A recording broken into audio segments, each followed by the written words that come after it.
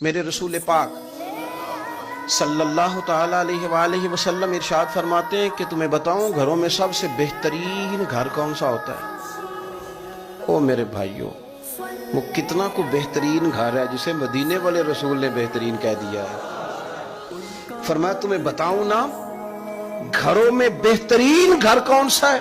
ہم سمجھتے ہیں ٹائلیں اچھی ہوں، کمرے ہوادار ہوں اور کچن انواع و اقسام کے کھانوں سے بھرا ہوا ہو، سین اچھا ہو اور جناب ہر چیز کی سہولیات گھر میں ہو، امن ہو، سکون ہو۔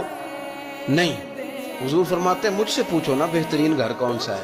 تو یا رسول اللہ بتائیے، سیاستہ میں حدیث ہے، کریم رسول فرمانے لگے گھروں میں بہترین گھر وہ ہے جس میں کوئی یتیم رہتا ہو اور اس کے ساتھ سلوک اچھا کیا جاتا ہو، اچھا سلوک کیا جاتا ہو، یتیم کو رکھا جائے پھر اس کی پوری نگرانی کی جائے، اسے پورا پیار دیا جائے، اسے پوری محبت دی جائے، یتیم رہتا ہو اور اس کا خیال بھی رکھا جاتا ہو۔